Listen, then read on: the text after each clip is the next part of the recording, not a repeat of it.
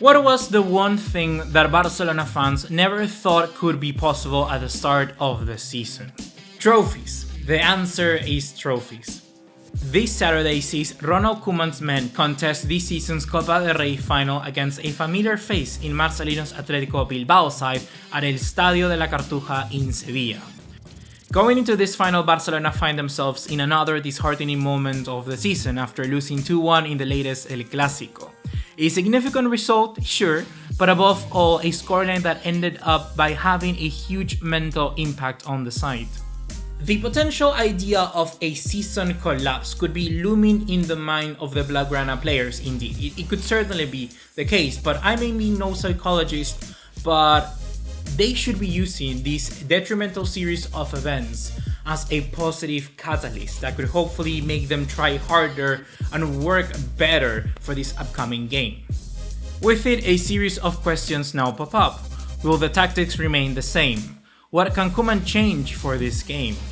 We will be trying to discuss this and much more, so if it floats your boat, let's go ahead and break down this season's defining match of Athletic Club versus Barcelona.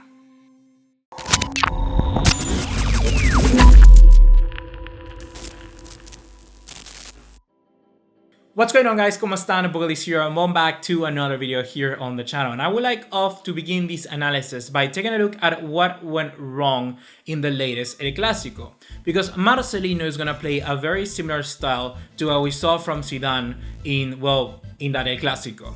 And that is a 4-4-2. A 4-4-2, a formation that is creating a lot of problems for this Barcelona side. So I want to see what Koeman needs to learn to basically help us for this final. Ronald Koeman lined up Barcelona in a 3-5-2, as expected.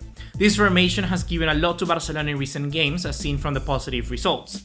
However, there exists one key deficiency to this formation, one deficiency that Koeman ignored completely for this game, and that is control. Zidane is always labeled as someone who is able to manage big egos, but not really have the know-how of a tactical expert. But this game against Barcelona is the proof that in fact Zinedine Zidane is a good tactician, a good manager that reads well what he needs to make their players effective for. And that is simple, but sometimes the simpler thing is the harder thing to do. What is the most admirable thing is exactly how Zidane finds the perfect role for his player's profile. Real Madrid play a 4-1-4-1 or a 4-4-2. Casemiro and Vinicius Jr. would play between the lines, with Luka Modric and Toni Kroos just behind and ahead of them respectively. This formation allowed for Real Madrid to keep a solid defensive shape, making it extremely hard for Barcelona to break through the lines. Without Ramos and Varane, Zidane knew that he needed to give Eder Militao and Nacho some sort of protection. And that is something that he managed to achieve by giving Valverde the wide midfield role, where he could push further forward for high pressures, but also track back and defend all the overlap, acting some sort of a CDM/right midfielder that looked very threatening but also solid in defense. The players on the wide areas would switch roles effectively, making it hard for Barcelona's fullbacks to act on their own. So basically, in other words, what made it so difficult for Barcelona to exploit is that they only had one set of players attacking the wide areas, in Jordi Alba and Serginho Dest. In this upcoming game against Atletico Bilbao, or what Barcelona basically did in the second half against Real Madrid in El Clásico, was create another set of players, where Ousmane Dembele and Antoine Griezmann could also attack through those flanks, making it harder for Vinicius Jr. and, Mendy in the left flank, or Valverde and Lucas Vázquez through the right one, to know when or which player needed to track who. Having said all this, there are two very simple fixes that I want to see Koeman employ for this Copa del Rey final that will make it so a team like Marcelino's Atletico Bilbao in 4-4-2 could be rather easy to break down, or at least easier. And that is add extra names and extra set of forwards in the wide areas to help both Dest and Alba in the attacking and defensive facets of the game, but also add an extra body in attack, which could also be basically just changing to a 4-3-3. Against Barcelona on Saturday, there is going to be plenty of reasons to believe that Athletic Club will repeat a similar strategy. Marcelino very much has the correct pieces to play an exact tactical plan. Iñaki Williams can play the role of Vinicius, with Raúl Garcia being the linchpin of their attack like Benzema. Dani Garcia can act as Casemiro. Kappa and De Marcos through the right, remarkable on the overlap, so yes, indeed. Koeman will need to adjust. Koeman will need to address the necessary changes and opt for a back four in the cup final. In contrast to other previews, I want to show you the lineups first, because hopefully this can help you to get a clearer image of what I want to describe in the rest of this preview. With that being said, here is what I think Atletico Bilbao could line up. Unai Simon, Ander Kappa, Unai Núñez, Íñigo Martínez, Valenciaga if Yuri doesn't make it because he was recently injured against Alavés, Oscar De Marcos, Dani Garcia, Unai Vencedor, Iker Muniain, and Raúl Garcia with Iñaki Williams up top. Like I said, this formation could be the best bet for Marcelino even if Barcelona play a 4-3-3. Tight defensive shape with a possibility to break away on the counter. Bilbao is a team that typically don't like to keep possession, as they have averaged a ball retention of 44% per match, and even it's exemplified by their Copa del Rey match against Ibiza FC, where despite being the bigger team, they only had 42% of the ball.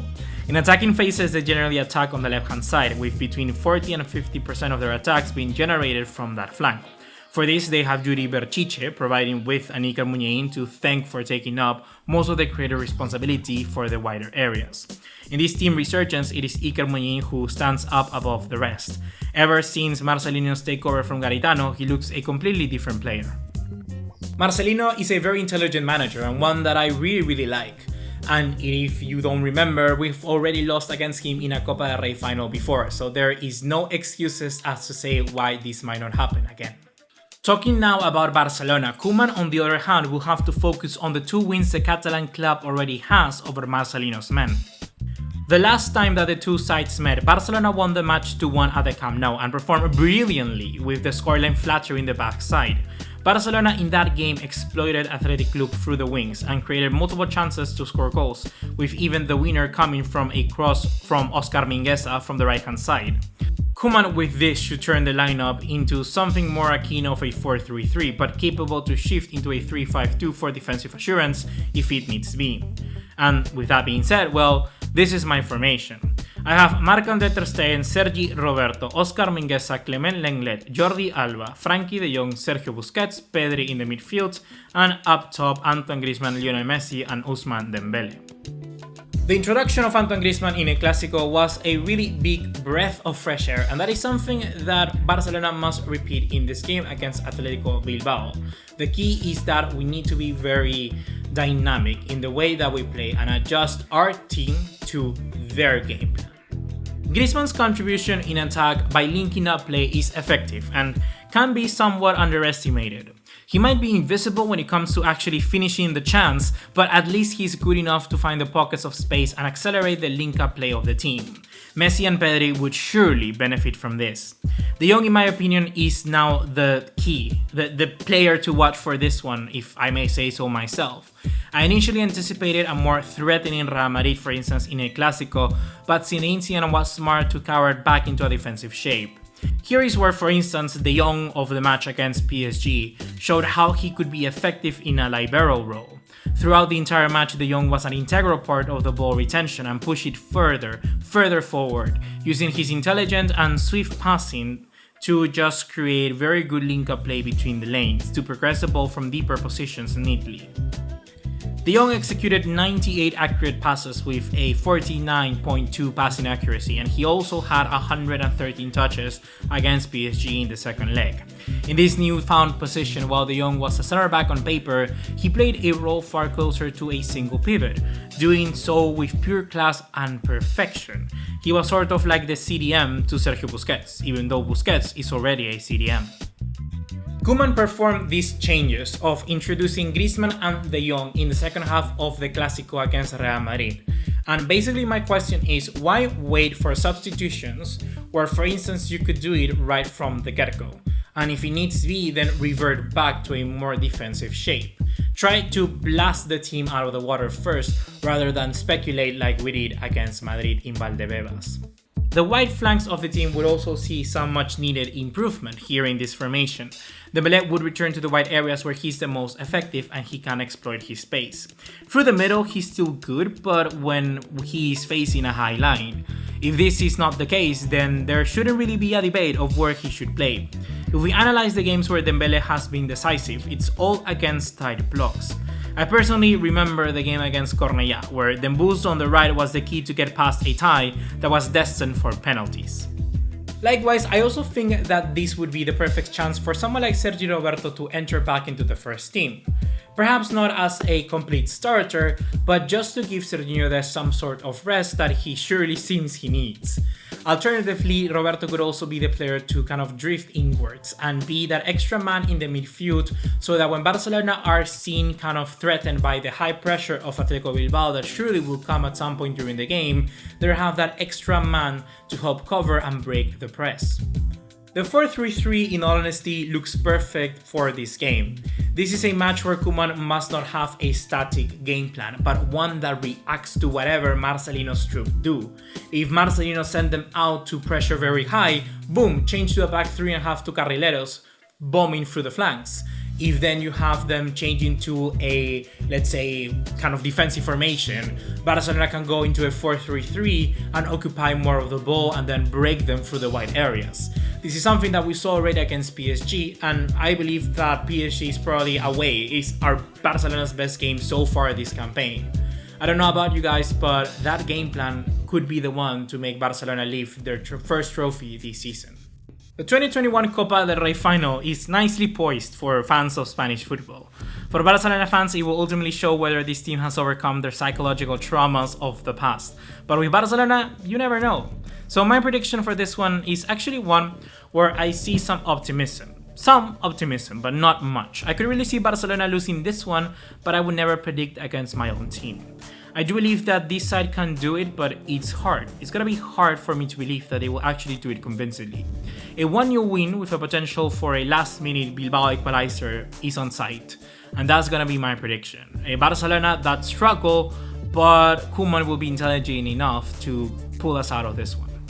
So that is gonna be it for right now, guys, and hopefully you have enjoyed this video. I'll see you in the next one, and let me know in the comment box down below how you think this game will go. If you learned anything new, consider subscribing, and yes, indeed. Ciao, ciao. I'll see you in the next one.